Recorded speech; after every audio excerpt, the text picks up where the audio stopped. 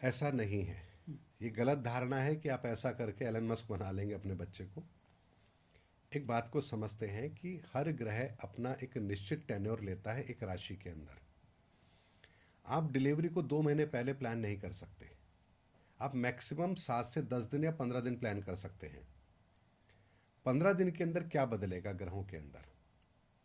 15 दिन में सूर्य अपना राशि परिवर्तन हो सकता है कर ले, लेकिन अगर मान लीजिए वो 25 तारीख से लेकर के और 10 तारीख के बीच में है वो टेन्योर डिलीवरी का, तो सूर्य भी अपना राशि परिवर्तन नहीं करेगा।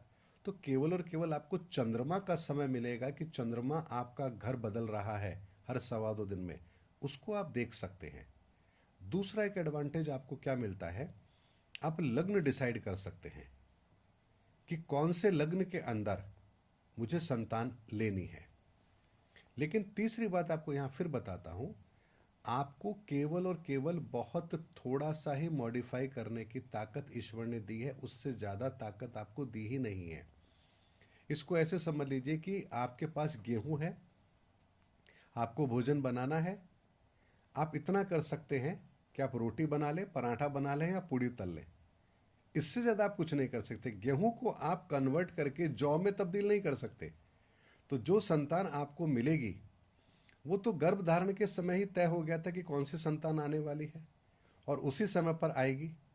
लेकिन थोड़ा बहुत आप ग्रहों के आधार पर एक चीज़ों को परिभाषित कर सकते हैं, लेकिन उसमें भी जरूरी नहीं है कि आपके वो प्रयास सफल हों। कई बार ऐसा होता है, मैं खुद इस तरह की कंसल्टेंसी देता हूं, तो कई बार ऐसा होता है कि उन 3 4 5 दिनों के अंदर, अब ग्रहों की कॉम्बिनेशन है इस समय, मान लीजिए बृहस्पति वक्री है और शनि भी वक्री है मान लीजिए, तो आप क्या करेंगे? कुंडली में उस बच्चे के तो बृहस्पति शनि वक्री ही रहेंगे।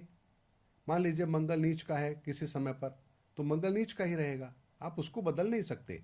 तो आप केवल लग्न बदल सकते हैं। तो हम केवल ये देख सकते हैं कि किस लग्न के अंदर मैक्सिमम पॉसिबिलिटी अच्छी बन रही है और किस दिन महादशाएं इस बच्चे को बहुत लंबे समय तक अच्छी मिल रही है। उस कॉम्बिनेशन के अंदर जो समय आपको मिलेगा उसमें भी आपको नवमांश देखना है। तो आपको जो समय मिलेगा वो केवल आधे घंटे का मिलता है, और आधे घंटे में जरूरी नहीं है कि डिलीवरी उस समय हो जाए। तो ऐसे में आपके पूरे प्रयास करने के बाद भी जरूरी नहीं है कि डिलीवरी उस टाइम पर हो जाए। और मैंने ऐसा देखा है कि अगर 15 लोगों को अगर मैंने बताया है टाइम, तो मुश्किल से कोई एक ही ऐसा होगा जिसके उस टाइम पर डिलीवरी होती है। अन्यथा टाइम आगे पीछे होता है, कोई कॉम्प्लिकेशन हो जाता है, आपको डिलीवरी पहले करानी पड़ जाती है, या फिर सिचुएशन ऐसी होती है कि डॉक्टर लेट हो गया, वो टाइमिंग फॉलो नहीं कर पाए, तो लेट होता है। और सबसे बड़ी बात है, लोगों को तो यही नहीं पता कि जन्म का समय होता कौन सा है।